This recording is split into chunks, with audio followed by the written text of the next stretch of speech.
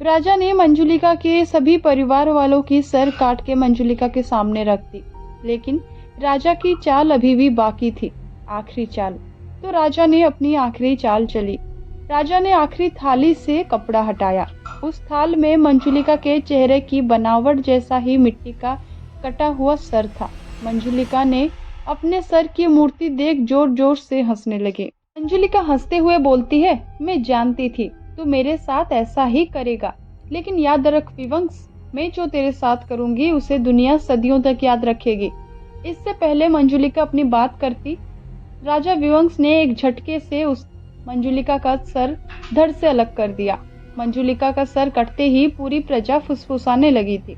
सबकी नजरें मंजुलिका के कटे हुए सर पर टिकी थी, जो कि मरने के बावजूद राजा विवंश को ही घूर रही थी। कुछ दिन बाद मंजुलिका की गीत सुन पूरे महल में अफरा तफरी मच गई। चारों तरफ लोग मंजुलिका के डर से भाग रहे थे। मंजुलिका अब हाथ में अपना ही कटा हुआ सर लेकर गीत गाते हुए राजा विवंश के कमरे की ओर जा रही थी। जो कोई भी उसको रास्ते में उसे रोकने की कोशिश करता, मंजुलिका अपनी नजरों से रोशनी का वार करके उन सब के टुकड़े कर देती थी। मंजुलिका बड़े प्यार से बोली, मैं आ गई राजा विवंश, देखो तुम्हारी मंजुलिका तुम्हारे पास आ गई। अब भी मुझसे गुस्सा रहोगे मेरे राजा? मंजुलिका की प्यार भरी बातें सुनने के बाद जैसे ही राजा विवंश ने अपनी आंखें खोली तो उसकी आंखें फटी की फटी रह गई। उसके सामने एक बिना सिर का धड़ था, जिसका सर धड़ के हाथ में लटका हुआ उससे बातें कर रहा था। राजा विवंश इससे पहले ही कुछ समझ पाता, मंजुलिका राजा विवंश के अंदर विलीन हो गई और पूरे शरीर पर कब्जा कर लिया। एक सैनिक भागता हुआ सेनापति को सूचित करने के लिए जाता है। सैनिक बोलता है, सेनापति जी, मंजुलिका की आत्मा राजा जी के शरीर पर कब्जा कर चुकी है। सिपाही की बात सुन सेनापति वीरभद्र तुरंत ही राजा के कमरे की ओर जाता है, लेकिन उसने जो मंजर देखा वो सेनापति कभी भूल नहीं सकता था। राजा विवंश अपने ही सीने का मांस नोचकर खा रहा था।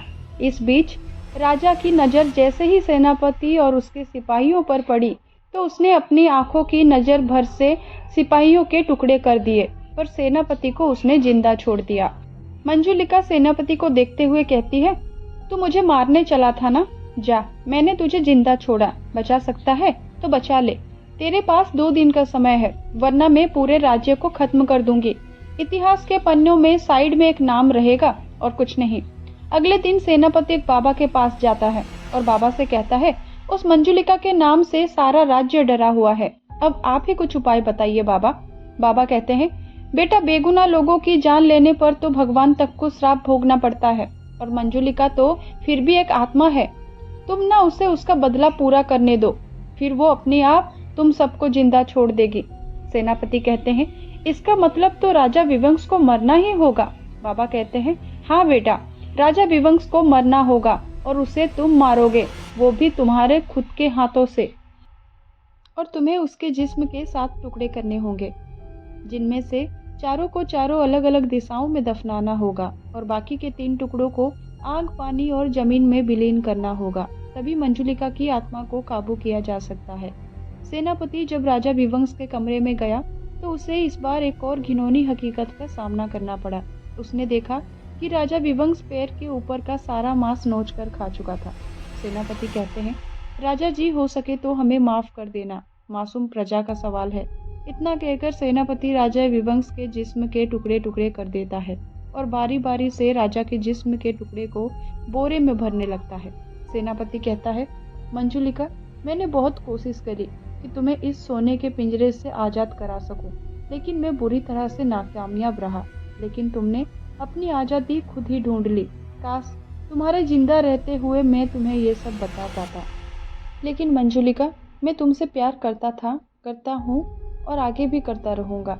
ये सब इसलिए ताकि इतिहास तुमको याद रखे और शायद इस बहाने मेरा जिक्र हो जाए।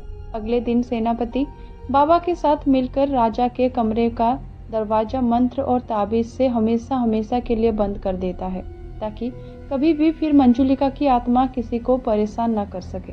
लेकिन तब क्या होगा जब खुद ही कोई मंजुलिका के सामने मरने चला जाए? रिया और विहान उस सर वाली मूर्ति को देख ही रहे थे कि तभी उस मूर्ति ने अपनी आंखें खोल दी। आंखें एकदम लाल थी, जिसे देखकर रिया और विहान पूरी तरह से डर जाते हैं और भागने लगते हैं। लेकिन तभी उस मूर्ति की आंखों में से तेज रोशनी निकलती है और रिया और विहान के टुकड़े टुकड़े कर देती है। तो दोस्तों, कैसी लगी आपको मंजुलिका की कहानी? अगर आपको वीडियो पसंद आया है तो लाइक ज़रूर कीजिए, एंड अगर ऐसे ही अच्छी अच्छी कहानी आप सुनना चाहते हैं तो चैनल को सब्सक्राइब करना मत भूलिएगा। Thank you.